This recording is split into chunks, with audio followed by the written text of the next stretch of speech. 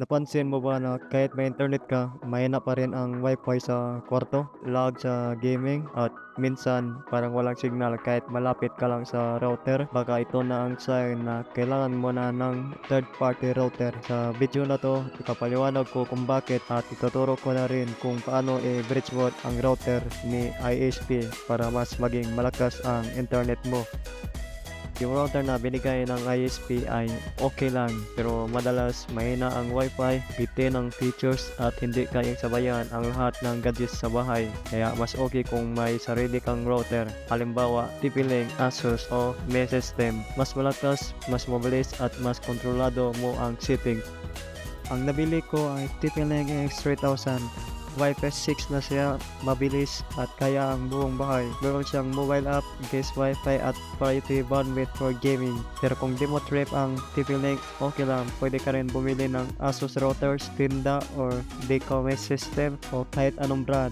Basta may PPPoE support. For dating tandaan, hindi lahat ng router plug and play. Kailangan mo ng router na kayang gumamit ng PPPoE connection. Yon ang ginagamit ng maraming ISP sa Pinas. Kita mo ito sa box or product specs. Kung wala kang PPPoE option, hindi gagana ang internet mo sa bridge mode. Okay, so ano ba ang bridge mode? Kapag bumili ka ng bagong router, kailangan naka-bridge mode ang ISP router para walang gulo. Para maiwasan ang double NAT at yung bagong router lang ang gumagana, mas mabilis ang internet, mas okay ang wifi sa buong bahay. Sa madaling salita, ang bridge mode ay parang pasahan lang ng internet papunta sa mas malakas mong router. Mag-start na tayo. Ang una natin gagawin ay i-bridge mode natin ang Globe router. Hindi natin alam ang password ng PPOE kaya kailangan natin ito. Makita lang ito sa download link ng aking description. Ang tool ay mag-extract ng username at pass sa POE ng ating Globe router. Kaya i-download mo lang natin ito at i-extract. Tapos i-open ang browser, tapos pumunta lang tayo sa 192.168.1.1, tapos i-click ang setup sa gilid at i-login. Lagay ko na lang sa description ang login nito. Tapos punta tayo dito sa advanced configuration na sa gilid, tapos i-click yung maintenance diagnostic, tapos configuration file. Meron itong download configuration file, i-click lang ito para ma-download ito. Skip. Meron itong HWC3, dito yung file na download natin.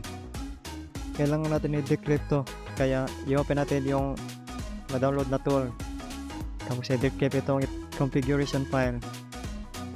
I-browse lang ito, tapos open, tapos click decryption. Mag-create ito ng bagong file, pero same pa rin ang name, HWC3, kaya i-open ito sa notepad para mabasa natin ang laman nito. Search lang natin ang 1PPP connection instance. Dito makikita natin ang username at password. Yung username ito, kopyahin lang natin itong username. So ito na yung PPOE natin account.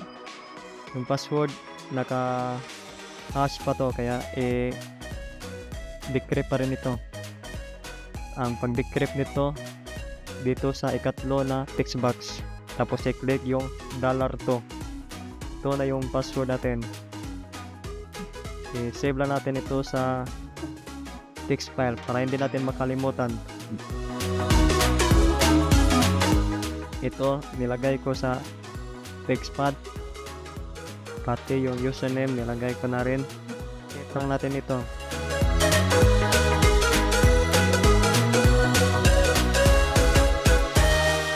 Tapos punta tayo ulit sa 192.168.1.1. Tapos maglagin ulit. Bridge mode na natin. Punta tayo sa advanced configuration, 1 configuration. Tapos mag-create tayo ng bago, new. Check lang ito. Tapos PPPoE, IPv4 Route 1. Palit natin ng bridge 1. Tapos ito, stripot na yung VLAN. Kopyahin natin sa taas, 1830. Ito, i-check din natin yung LAN 1.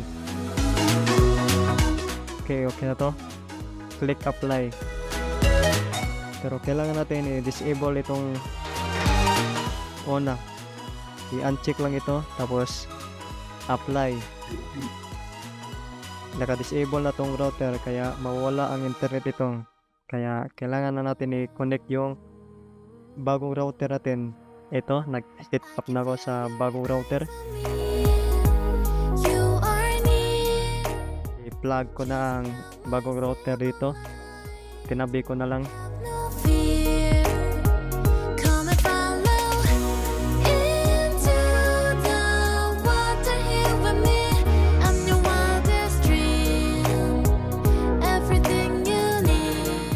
I-unplug natin yung nakakonect sa PC or switch.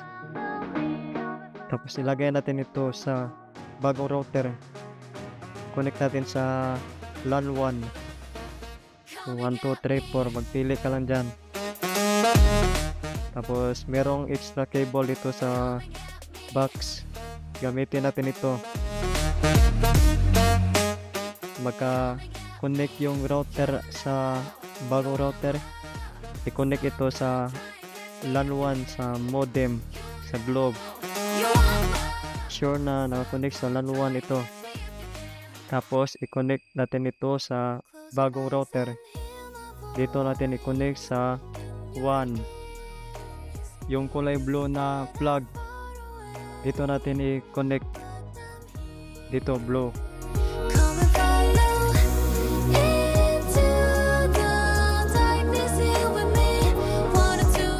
Okay na to.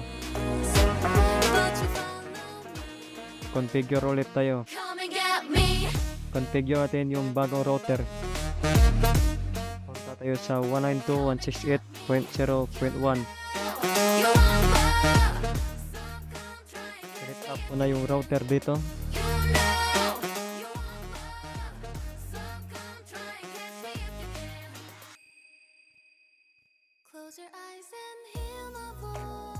Yung basic setup pa lang ito, yung mga time zone, password niya. Ito, pipiliin natin yung PPOA. Next natin, ilagay na natin yung username at password na kinuha natin kanina sa file, configuration file. Ito, nilagay ko na yung password. Okay na to, next lang. Ito, sinet up ko na yung wifi nito sa bagong router.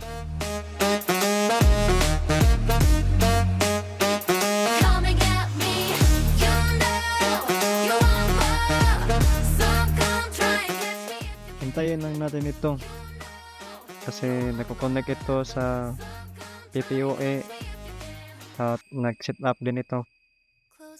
Ito, i-set up din natin ito. All goods na, kaya i-next lang natin. Click lang natin yung pinakauna.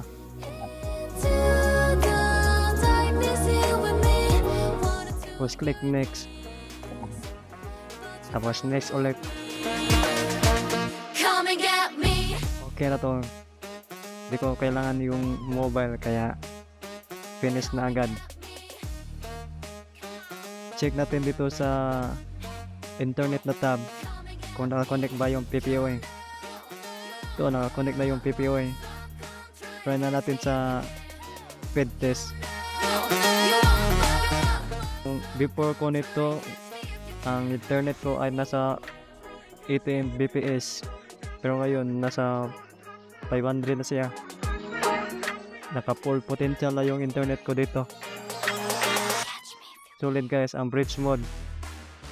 Hope marami tayong natutunan sa tutorial ko.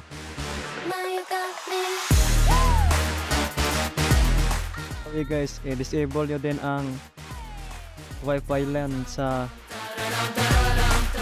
router, sa lower router tutorial ko guys. Ito nga pala yung yun up. Dito na yung router guys. Daan na lang to sa internet. Tapos ditong bagong router ng nagandol sa lahat. Yun lang guys. Maraming salamat sa panonood.